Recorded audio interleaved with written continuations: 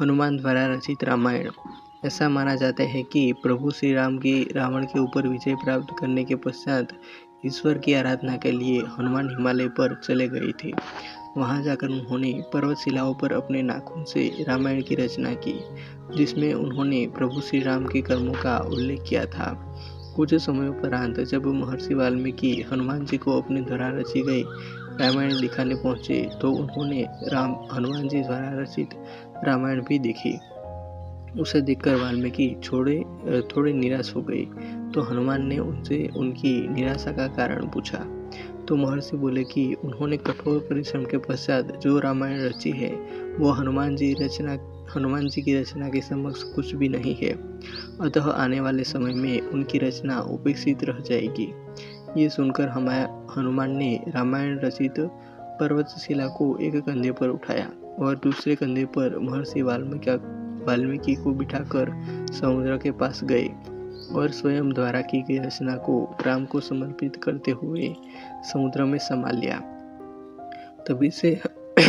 तभी से हनुमान द्वारा रची गई हनुमत रामायण उपलब्ध नहीं है। तदुपरांत महर्षि वाल्मीकि ने कहा कि तुम धन्य हो हनुमान, तुम्हारे जैसा कोई दूसरा नहीं है। और साथ ही उन्होंने ये भी कहा कि वो हनुमान की महिमा का गुणगान करने के लिए एक जन्म और लेंगे। इस बात को उन्होंने अपनी रचना के अंत में कहा भी है। माना जाता है कि रामचरितमानस के रचयिता कवि तुलसीदास कोई और नहीं बल्कि महर्षि वाल्मीकि का ही दूसरा अवतार थे। महाकवि तुलसीदास के समय में ही एक पट्टलिका को समुद्र के किनारे पाया गया, जिसे कि एक सार्वजनिक स्थल पर टांग दिया गया था ताकि विद्यार्थी उस गूढ़ लिपि को पढ़कर उसका अर्थ निकाल सके।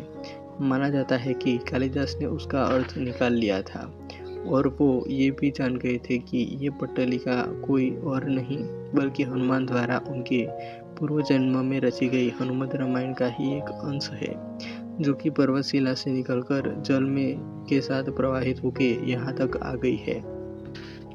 उस पट्टलिका को पाकर तुलसीदास ने अपने आप को बहुत भाग्यशाली माना कि उन्हें हनुमत रामायण के श्लोक का एक पद्य प्राप्त हुआ। कहानी अच्छी लगी हो तो ऐसे ही और कहानियों के लिए वीडियो को लाइक, कमेंट और शेयर कर दीजिएगा। और चैनल को अभी तक सब्सक्राइब नहीं किया हो तो सब्सक्राइब कर लेना। मिलते हैं और एक वीडियो में। जय हिंद, वंदे मातरम।